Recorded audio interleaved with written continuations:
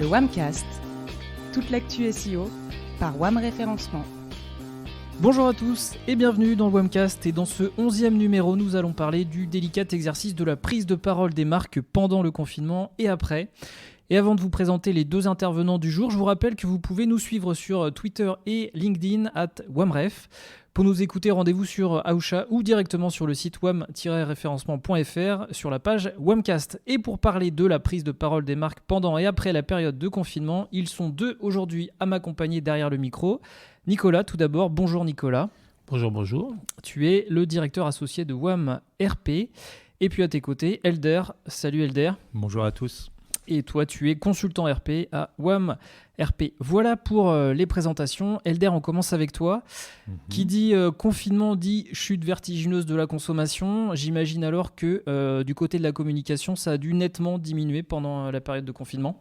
Alors oui et non. En fait, on a l'habitude de dire que les nouvelles fortunes se créent en période de crise. C'est d'autant plus vrai lorsqu'on est les seuls à communiquer sur son secteur de marché et à mieux communiquer. En fait, cette période de confinement, elle a montré une limite dans la communication des marques. Beaucoup ont cessé de communiquer, comme tu le disais. Ouais. Ça a été démontré par le baromètre unifié du marché publicitaire, qui est édité par l'IREP, France Pub et Kantar, qui a montré un recul de presque 13% des recettes publicitaires de la part des médias. Donc dans un contexte où, comme tu le disais, l'activité économique a beaucoup reculé, près de 35% sur mars et avril, le secteur de la communication a également souffert. Il a reculé entre 60 et 70% pour le périmètre de la presse, toute presse confondue, la presse écrite, télé, radio, l'affichage, le cinéma. Un peu moins pour le numérique, où il y a eu juste une baisse de moitié de l'activité, et un peu plus pour les autres médias un peu traditionnels, qui étaient plus de l'ordre de 80%. Mais les médias les plus touchés, c'est surtout le cinéma, où ils ont tous fermé, donc on a eu une baisse de l'ordre de quasiment 100% de son activité, et tout ce qui est campagne d'affichage dans la rue, sur les panneaux par exemple, JC Deco sans les nommer, avec une baisse de 80%.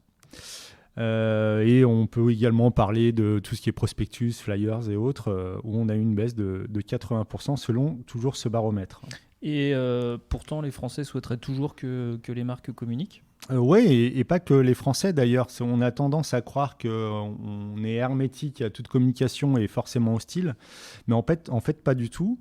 Kantar a également réalisé une étude en solo cette fois-ci, relayée par LSA fin mars. Et cette étude a été réalisée auprès de 25 000 consommateurs dans 30 pays développés qui ressemblent à la France, quoi, des pays de l'OCDE, des pays qui nous ressemblent. Et en fait, on constate que les consommateurs souhaitent continuer à recevoir des communications de la part des marques. En réalité, il n'y en a que 8% des sondés qui souhaitent voir les marques arrêter purement et simplement de communiquer. En fait, ce que souhaitent les consommateurs, c'est que les marques communiquent mieux. Quand on regarde dans le détail, les sondés affirment, il y a 3/4 des sondés qui affirment qu'ils souhaitent voir les marques communiquer sur leur utilité dans la vie quotidienne. Et ils sont quasiment autant, à vouloir les voir communiquer sur la capacité à faire face à la situation du confinement et du Covid. Et 7 sur 10 à voir les marques adopter un ton rassurant par rapport toujours au contexte qu'on a connu lors des derniers mois. En fait, les consommateurs attendent des marques qu'elles génèrent un discours qui a du sens, du sens auprès d'elles, auprès des personnes, auprès du grand public, et non seulement un discours commercial. Car en fait, c'est ça qui nous fatigue tous, c'est la communication qui est un peu autocentrée, commerciale, et qui ne prend pas en compte les publics et nous, personnes humaines, quand on reçoit la publicité. Je vois, mais est-ce que c'était pas plutôt une tendance qu'on a vue en début de confinement ? C'est vrai que c'était la réaction naturelle au tout début, lors des premières semaines et du premier mois, mais c'est une tendance qui s'est confirmée vers la fin du confinement. Là encore, une autre étude, une étude YouGov relayée par le site emarketing.fr, qui montre que les Français veulent s'engager en faveur des marques engagées, qui génèrent un discours vertueux et, encore une fois, qui a du sens auprès du grand public. Donc cette étude montre qu'il y a un Français sur deux qui, à la suite du confinement, souhaite s'engager avec des marques qui leur ont plu dans le ton de la communication et dans le discours qui a été produit. En fait, cette période, ça a été vraiment une introspection forcée qui a provoqué pour la majorité d'entre nous un retour un peu à la vertu. Et les Français ont pris conscience de leur impact sur la consommation et du coup sur ce qui nous environne, sans parler forcément de l'environnement, mais notre environnement proche, nos voisins et des choses qui nous sont vraiment... qui nous touchent, qui nous impactent au quotidien, et que leur choix d'achat, en fait, peut amener à un monde davantage vertueux.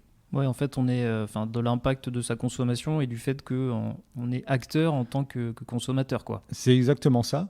Le choix des consommateurs se fait en fonction des démonstrations des marques, en fait. Selon ce que les marques démontrent d'elles-mêmes, nos choix se porteront davantage vers l'une ou l'autre marque. Et si la marque montre qu'elle est vertueuse, c'est gagné. Par contre, dans le cas contraire, c'est davantage compliqué. Alors on parle de marque, mais est-ce que tu en aurais une à nous citer, un exemple qui dégage du sens ? Je crois que la marque qui a, pour le coup, marqué le plus nos esprits durant le confinement, au tout début, c'est l'exemple de la Maïf, qui a annoncé en fait début avril le remboursement de la prime auto à l'ensemble de ses sociétaires. Donc ça représente quand même un montant assez élevé qui est de l'ordre de 100 millions d'euros. Ça a dû faire un sacré coup de pub, j'imagine. Ouais, c'est quand même le remboursement de 30 euros par sociétaire. Et surtout, en termes de message, c'est plutôt très quali. Donc ils ont fait une annonce. Là, cette fois-ci, on ne parle pas de publicité, mais c'était un communiqué de presse envoyé à toute la presse française. Et avec ce communiqué de presse, avec cette annonce un peu choc, la Maïf s'est offert une couverture médiatique exceptionnelle en faisant la une des différents médias. Par son annonce, en fait, l'assureur a poussé même les concurrents à s'aligner sur ce geste. Et en quelques jours, c'est plus de 300 mentions dans la presse française qui ont été faites. Quand tu dis mention, c'est tout média ? Ça veut dire qu'en fait, la Maïf a été citée dans les journaux, à la radio, à la télé et sur les médias web plus de 300 fois en quelques jours. Donc, ça a été hyper favorable pour la Maïf. Ouais, et au-delà du geste commercial, c'est une communication qui a généré beaucoup de sens. On revient à ça encore une fois. On a déjà tous entendu, que ce soit à la radio, à la télé ou même au cinéma, cette pub dont le slogan est « La Maïf, assureur militant ». Là, ils l'ont parfaitement démontré en alliant le geste au verbe. Et pour faire le lien avec la visibilité naturelle et le SEO, en fait, ce type de communication, c'est le maillon faible en fait, entre la visibilité sur les moteurs de recherche et davantage d'engagement en faveur de la marque. Pour revenir à Google, Google a mis en place depuis plus de 2 ans désormais une matrice qu'on nomme EAT. Donc EAT, ça veut dire expertise, authoritativeness et trustworthiness. Donc la capacité à faire autorité, donc pour authoritativeness, et la capacité à générer de la confiance pour trustworthiness. En fait, ici, la Maïf a mis en lumière son expertise par son communiqué en analysant qu'il y avait une baisse des sinistres routiers. Donc pour eux, en tant qu'assureur militant, c'était naturel de rendre l'argent à ses sociétaires.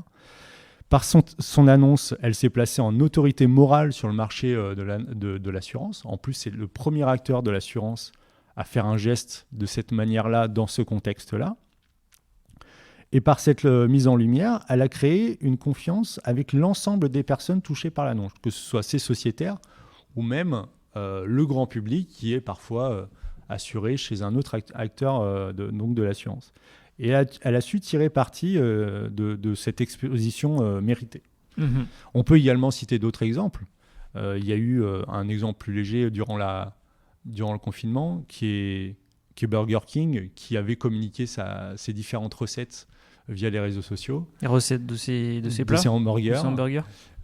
Et qui avait cartonné sur les réseaux sociaux. Ça a fait un grand buzz. Et là, pour le coup, les restaurants étaient fermés. Donc, c'était vraiment une communication qui était désintéressée de Burger King, mais vraiment pour animer la communauté. Et ils en ont tiré largement parti également. D'accord. Ok. De ton côté, Nicolas, je crois que tu as également un concept en particulier à nous expliquer. On va parler Deserved Media avec toi. C'est bien ça? C'est bien ça, le Deserved Media, une notion qu'on a un petit peu créée chez WAM. Donc oui, l'idée c'est que la visibilité est au cœur de toutes les stratégies de développement des entreprises qu'on rencontre dans le cadre de notre activité chez WAM, donc que ce soit le SEO, le content ou les RP. De cette visibilité dépend leur succès. Pourtant, pour beaucoup, la visibilité se définit simplement comme un résultat et la conséquence d'un investissement ponctuel. Alors, ça peut prendre la forme de publicité, d'AdWords, etc. L'idée est donc d'insister sur le fait que la visibilité des entreprises ou des marques peut et doit reposer sur un peu, voire beaucoup plus, sur une valeur ajoutée qui va évidemment bien au-delà du simple transactionnel. Cette visibilité, chaque entreprise peut y prétendre, mais à condition, en quelque sorte, de la mériter. C'est pour ça qu'on a appelé ça chez WAM le Deserved Media. Puisque Deserved égale mérité, Mérité. En anglais tout simplement. Ok, et en quoi ça consiste alors le Deserved Media? Si je devais résumer, je dirais que le Deserved Media repose d'abord et avant tout sur des contenus que vous allez être en mesure de proposer et de partager avec vos cibles. Des informations, des conseils, des réponses et plein d'autres choses, sous une forme plus ou moins éditorialisée, digitale, etc. Un contenu finalement facile et libre d'accès, utile et informatif, sorti d'une démarche purement transactionnelle. Donc ça rejoint ce que disait Elder il y a quelques minutes, c'est vraiment produire du contenu de manière désintéressée? D'une certaine façon, oui. C'est apporter un peu plus de sens, rajouter de l'éthique éventuellement dans ce qu'on fait, une raison d'être, qui est un terme très à la mode en ce moment, mais qui peut aussi avoir son sens. Et c'est pas un concept finalement qui sort de nulle part. Il y a déjà, si on se remet 20 ou 25 ans en arrière, enfin en l'occurrence en 96 avec Bill Gates, qui je trouve a mis un concept sur la table qui est très très intéressant, qui ne s'est pas démodé depuis, qui est celui du content, avec la citation "Content is king", qui pour moi est une formule visionnaire, mais qui aujourd'hui est restée trop souvent enfermée dans une vision purement marketing, avec pour unique ambition finalement de générer du revenu à court terme. L'idée ici est donc de proposer une approche de la visibilité qui va au-delà du triptyque Paid, Owned et Earned, proposé par la méthode POEM, P-O-E-M. Voilà, il y a donc plein de... POEM pour Paid, Owned et Earned Media, c'est bien ça, et en gros dans les grandes lignes c'est quoi POEM? Alors en fait, ça s'appuie sur trois catégories que certains d'entre vous doivent connaître, qui est la première, donc c'est la visibilité achetée, celle qu'on appelle le paid media, donc c'est de la pub TV, des bannières web, articles sponsors, etc. Ensuite, on a la visibilité qu'on pourrait appeler propriétaire, donc le owned media. Là, c'est tous les contenus que vous allez pouvoir produire et partager sur votre blog, vos pages Facebook, vos newsletters, qui permettent de travailler la marque de l'entreprise et la transformer finalement à sa manière en média. Voilà. Et puis la troisième qu'on appelle le earned media, donc qui s'appuie plutôt sur de la visibilité acquise, pour laquelle là pour le coup c'est les journalistes, les médias qui s'emparent d'eux-mêmes des contenus que vous avez pu leur mettre à disposition. Très bien. Et en France, comment ça marche? Qu'est-ce qui l'emporte parmi ces trois types de médias? Alors justement, il y a une étude qui a été publiée il y a 2 ans, en 2018, par Cision, qui est probablement... qui pourrait être un petit peu différente aujourd'hui, mais bon, je pense que dans les grandes lignes, c'est la même chose, qui met en lumière un certain nombre de choses. Donc, ils ont interrogé un peu plus de 300 professionnels sur ce sujet. Et ce qu'il en ressort, c'est que le earned media est considéré par tous ou par une majorité comme le média ou le levier le plus efficace par les professionnels. Qu'en termes de budget, par contre, chose qui est assez surprenante, c'est toujours le paid et le own qui sont largement devant. Et assez curieusement, ça vient complètement à l'opposé de ce que je disais dans le premier point, qui est que 55% de ces mêmes professionnels, donc des personnes interrogées, ne connaissent même pas la notion de earned media. Et pour ceux qui la connaissent, le earned media pour eux a un triple handicap qui est celui de la difficulté à mesurer le ROI, donc le retour sur investissement, le manque de résultats à court terme, donc la transformation, et le déficit de savoir-faire au sein des entreprises. Donc là, tout est dit. Donc en fait, cette étude met en lumière le biais qui caractérise l'approche des entreprises et des marques en matière de communication. Qu'est-ce que tu veux dire par là ? Si la dimension business doit bien sûr être centrale, elle ne peut pas être l'unique grille de lecture. La transformation à court terme ne peut pas être la seule motivation ou le seul horizon pour une entreprise en termes de com. Du moins lorsqu'on parle de own et de earned media. Évidemment, pour le paid, c'est un petit peu différent. Et finalement, à se focaliser seulement sur une vision mercantile des choses, la communication, les contenus qui sont produits par les entreprises ou les marques perdent leur sens, qui devrait d'abord être leur première priorité ou leur première justification. Très bien. Alors justement, si on revient sur la notion de deserved media, quelles sont les principales différences avec les POEM ? Alors, même lorsqu'il s'agit de communication et de marketing, de la visibilité ou de l'autorité de votre marque, de la notoriété de votre entreprise, la fin ne peut justifier les moyens. C'est ce qu'on disait à l'instant. Et même s'il est gratuit, le earned media n'est pas le deserved media. Prenons l'exemple, c'est un exemple un petit peu atypique ou un peu à la marge, on va dire, qui est celui de Donald Trump et de ses équipes dans le cadre de la campagne électorale américaine d'il y a presque 4 ans maintenant.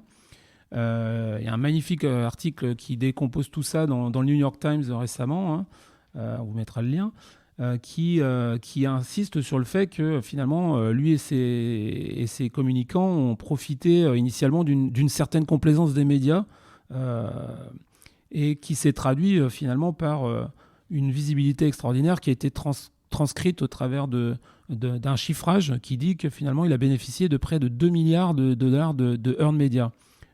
Et tout ça justement au travers d'un certain nombre d'outrances, de provocations qui ont fait que les médias se sont un peu gargarisés de toutes ces informations et on en fait la une des journaux, à tort ou à raison ensuite.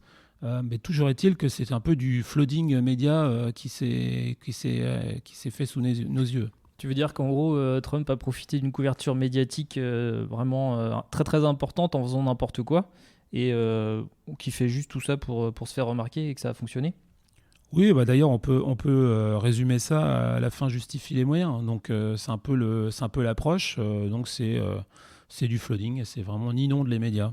C'est pour ça que, selon nous, chez WAMRP, il est temps de remettre son audience, ses clients au cœur des démarches et des dispositifs, de créer les conditions d'une visibilité, d'une notoriété et d'une autorité méritée. C'est pour ça qu'on appelait ça le deserved media. Donc en fait, le deserved media n'est finalement pas autre chose qu'une addition du owned et du earned media, auquel on a ajouté une démarche qui s'inscrit dans le long terme, s'attache à des valeurs, tente de comprendre et de répondre aux attentes et aux questions d'une audience ou de clients. L'utilité, le service, en fait, précède la génération de revenus. La valeur ajoutée ressentie par le client prime sur tout le reste. À l'instar de ce que Elder mentionnait tout à l'heure avec la campagne de la Maïf. Voilà. Et donc 100 millions qui ont permis 30 euros par sociétaire. Ouais. Voilà. En effet, ouais. Mais 300 occurrences dans la presse. Ah oui, 300 mentions, ouais. Du coup, oui, c'est un peu... Ça, c'était seulement sur les premiers jours, parce que absolument. Depuis, il y a encore plein de mentions qui sont réalisées sur ce geste-là. Et à part la Maïf, est-ce que vous avez d'autres exemples ? Oui, sur un autre exemple qui peut prêter à sourire ou à faire glisser des frissons dans le dos, je pourrais citer l'exemple de celui des punaises de lit. Donc vous imaginez un petit peu ce que ça génère chez beaucoup de gens qui ont été touchés par le problème, et de plus en plus nombreux malheureusement. Donc tous ces gens-là, en général, sont particulièrement en panique quand ils découvrent le monstre sous leur matelas ou dans leur sommier ou dans leur canapé. Et finalement, ils sont prêts à faire n'importe quoi, à dépenser des sommes hallucinantes pour résoudre le problème. Donc dans ces conditions-là, la question, c'est quand je fais une recherche, sur quels critères je me base pour choisir avec qui je vais faire affaire pour traiter le problème et à qui je peux faire confiance. Pour répondre à cette question, moi j'ai fait la recherche et mon constat c'est de mettre en lumière un site qui s'appelle droguerienaturelle.fr, qui est une petite boutique qui est en Alsace, qui pour moi a tout compris dans la démarche et qui fait du deserved media. Et donc là on est sur un site qui propose des contenus qui sont créés et partagés, qui sont porteurs d'une valeur propre pour le destinataire, qui vont au-delà de la relation commerciale entre le client et l'entreprise, entre la marque et le client. Voilà. Donc ça c'est hyper important. Et de façon générale, par exemple, tous les posts que votre entreprise diffuse sur les médias sociaux comme LinkedIn ou les tribunes experts de votre patron, vos dirigeants qui s'expriment à droite et à gauche, c'est aussi ça le deserved media. On apporte du sens et des réponses à des questions concrètes. Voilà. Donc en gros, on a compris le deserved media pour toi et puis pour WAM-RP, c'est ça l'avenir. C'est même déjà le présent, je pense. Il y a déjà des entreprises qui le font, alors pas suffisamment nombreuses, mais n'empêche que je pense que c'est plus mettre le doigt sur des valeurs, une idée, une vision du business et une vision d'aborder la question de la visibilité, de la notoriété, de l'autorité d'une marque et d'une entreprise. Ce qu'il faut bien comprendre, si je peux ajouter quelque chose, c'est que les marques doivent prendre du recul par rapport à ce qu'elles font, par rapport à qui elles sont et par rapport à ce qu'elles disent et à qui surtout. Toute prise de parole s'effectue dans un contexte donné et une annonce peut avoir un impact énorme ou non en fonction du contexte. Donc ce qu'il s'agit de faire, c'est vraiment de prendre du recul dès lors qu'on est une marque et de voir comment on peut adapter sa prise de parole en fonction de ce qui se passe sur le moment et des attentes des différents publics et des différentes communautés qu'on souhaite cibler. Voilà. Pour moi, dont c'est pas le métier, en gros, si je devais résumer, c'est de leur apprendre à communiquer en se disant que c'est pas uniquement pour vendre directement, mais justement pour créer du sens. Voilà. Créer donner du sens, leur expertise simplement. et puis gagner de la confiance, quoi. Et le sens, c'est ce qui permet de générer la confiance. Et si vous avez la confiance de vos clients et de votre communauté, je pense que vous atteignez une certaine fidélité derrière. Ils sauront se tourner vers vous le jour où ils auront besoin ou envie de quelque chose. L'idée, c'est de se placer en autorité, tout simplement. Très bien. Ce sera tout, messieurs ? Ce sera tout pour moi. Ajoutez votre honneur. L'addition. L'addition, ouais. Ok, merci beaucoup. C'est déjà la fin de ce 11e WAMcast. Merci Nicolas, merci Elder pour votre participation. Ouais, merci à vous qui nous écoutez et nous suivez. N'hésitez pas à réagir sur ce podcast sur le site wam-référencement.fr, sur Aoucha et sur les réseaux sociaux, LinkedIn et Twitter @wamref. Vous pouvez aussi bien entendu partager ce WAMcast sur vos réseaux sociaux. On se retrouve d'ici une quinzaine de jours pour un nouveau podcast. En attendant, prenez soin de vous. Salut! Salut!